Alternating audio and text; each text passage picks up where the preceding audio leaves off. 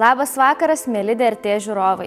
Šį penktadienio vakarą eteryje nauja laidelė su knyga, kurioje galėsite susipažinti su Vagos ir minties leidyklų išleistomis knygomis.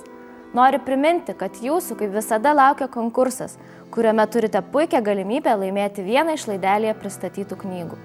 Laukite laidelės pabaigoje užduoto klausimo ir jeigu žinote atsakymą, skambinkite mums į studiją telefonu 58081. Na, o aš noriu pasveikinti Janiną Deščerienę, kuri praėjusią savaitę atsakė užduotą klausimą, kokios tautybės yra rašytoja Monika Pyts.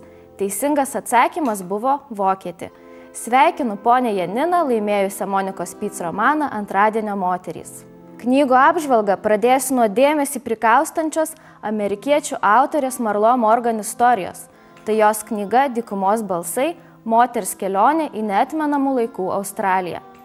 Šios knygos pagrindinis herojus – pati romano autorė Marlo Morgan, išgyvenusi 4 mėnesių kelionę po Australijos dykumą. Moteris į šią kelionę buvo pakviesta nedidelės aborigenų klajoklių genties, tačiau nesitikėjo, kad kelionė truks taip ilgai ir netgi apvers jos gyvenimą aukštyn kojom. Taigi amerikietė moteris, apsitaisiusi šilkiniu kostiumėliu, aukštakulniais bateliais ir nauja palaidinuke, atvyksta į susitikimą su Australijos aborigenų gentimi. Tačiau pasirodo, kad šie jos apdarai yra visiškai netinkami.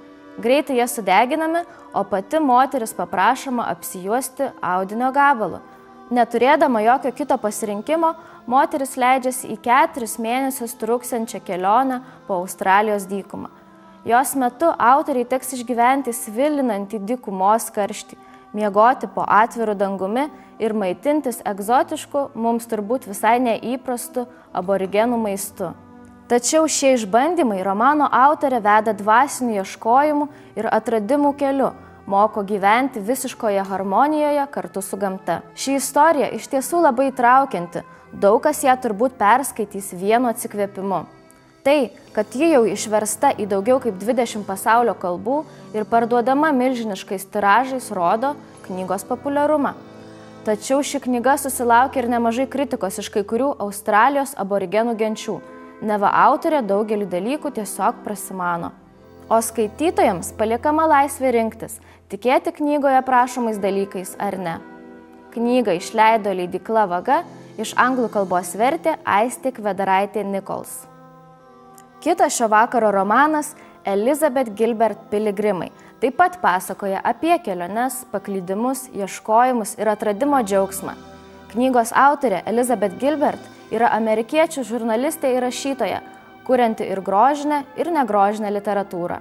Autorė yra pelniusi ne vieną literatūrinę premiją, tačiau labiausiai išgarsėjo 2006 metais parašiusi memuarą knygą Valgyk, melskis, mylėk. Ši knyga jau ne vienerius metus karaliauja perkamiausių pasaulio knygų sąrašuose, o joje kuriama istorija jau susilaukė ir ekranizacijos. Romanas Piligrimai – 3. autorius išleista knyga lietuvių kalba. Jau pats knygos pavadinimas išduoda, kad bus kalbama apie keliones. Romano autorė Elizabeth Gilbert siūlo skaitytojams pakeliauti po kitų žmonių gyvenimus.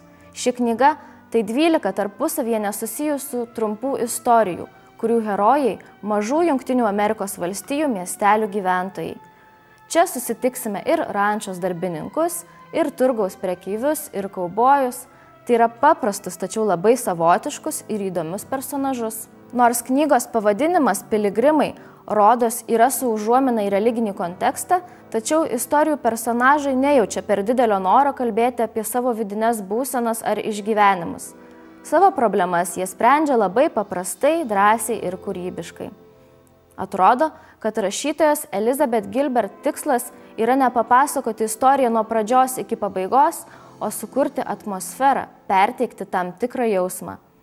Todėl skaitytojams, mėgstantiems istoriją su aiškia fabula ir atomazga, šie pasakojimai gali pasirodyti neišbaigti. Kita vertus, juk tai paliekama daugiau erdvės savoms interpretacijoms.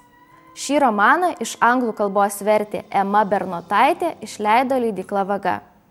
Na, o dabar kelionė atgal į praeitį, tai yra į senovės Romos laikus. Leidykla Mintis šiais metais išleido garsaus romėnų poeto Ovidijaus herojų laiškus.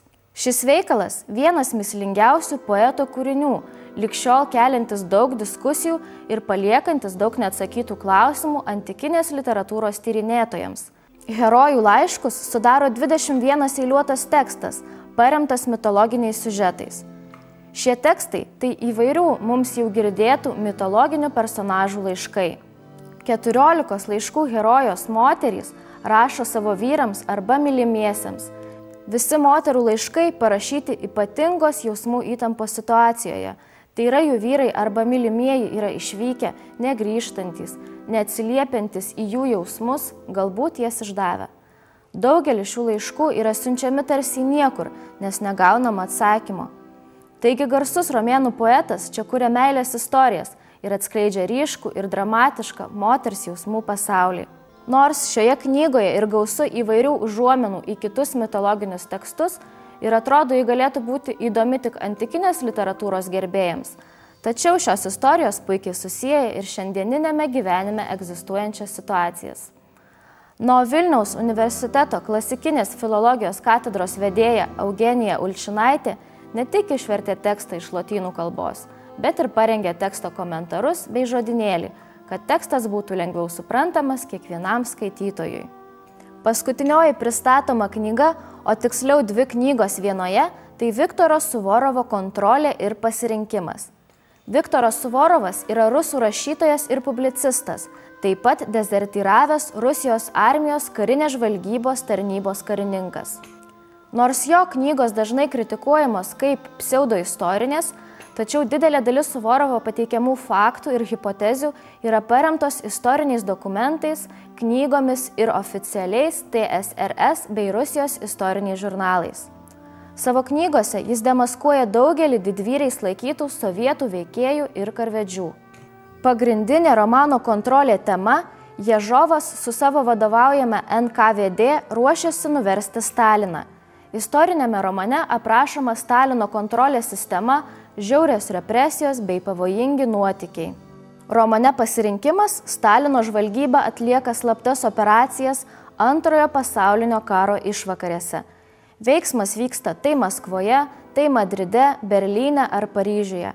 Beveik tikri, mums puikiai žinomi veikėjai, beveik tikri įvykiai ir neįtikėtina istorijos versija. Šie istoriniai romanai pradžiugins visus besidominčius istoriją, o ypač Antruoju pasauliniu karu ir sovietų valdžios veikėjais.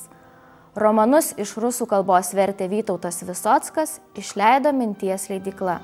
Na, aš jau pristačiau visas šio vakaro knygas ir noriu Jums padovanoti Elizabeth Gilbert apsakymų rinktinę Piligrimai. Jums tereikia atsakyti į šį paprastą klausimą. Pagal kokią autorės Elizabeth Gilbert knygą yra pastatytas garsus holivudinis filmas? Teisingų atsakymų laukiame dar 20 minučių po laidos. Skambinkite telefonu 58081. O aš su Jumis atsisveikinu iki kito susitikimo. Malonaus skaitymo.